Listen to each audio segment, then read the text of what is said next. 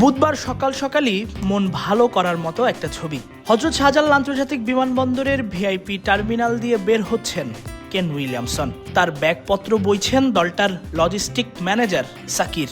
দেখে বোঝাই যাচ্ছে তার ব্যাগপত্রে ডারবান সুপার জায়ান্টসের লোগো, অর্থাৎ এসএ টি-20 শেষ করেই তিনি বাংলাদেশের বিমানে উঠেছেন। প্রায় 10,000 কিলোমিটার পাড়ি দিয়ে দীর্ঘ ভ্রমণ শেষে তিনি বাংলাদেশে। উদ্দেশ্য রাজশাহীর হয়ে বিপিএলে একটা ম্যাচ খেলবেন, সেটাও কোয়ালিফায়ার, যে ম্যাচটা রাজশাহীর বাঁচা মরার। বলা যায় রাজশাহীকে ফাইনালে তুলতেই তিনি হাজির বাংলাদেশে। ব্যাগপত্র নিয়ে ভিআইপি টার্মিনালের সামনে তার অপেক্ষা গাড়ির।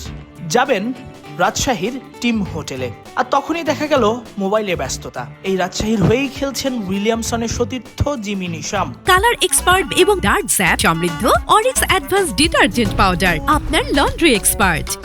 জিমি নিশামই বলেছিলেন উইলিয়ামসনকে বিপিএলে আনার চেষ্টা করছেন তিনি। কে জানে ঢাকায় নেমে জিমি নিশামকেই টেক্সট করছেন কিনা উইলিয়ামসন যে আমি চলে এসেছি তোমার ডাকে সাড়া দিয়ে। দীর্ঘ ভ্রমণ করলেও উইলিয়ামসনের চোখে মুখে নেই ক্লান্তির ছাপ, বরং তিনি যেন প্রস্তুত সন্ধ্যা 6টার ম্যাচে নামার জন্য। প্রতিপক্ষ সিলেট। এসএ টি-20তে খুব একটা ভালো করতে পারেননি উইলিয়ামসন, তবে তাকে নিয়ে বড় আশা রাজশাহীর। প্লে অফে একের পর এক বড় তারকা আনছে দলগুলো। সিলেট এনেছে Chris Woakes, Sam Billings, Moeen Ali আগে থেকেই খেলছিলেন।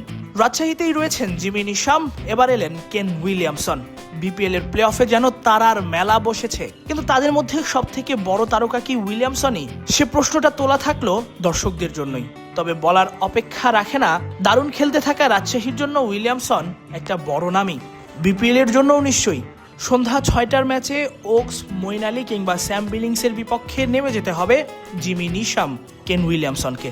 বলা যায় ইংল্যান্ড ভার্সেস নিউজিল্যান্ডেরও লড়াই।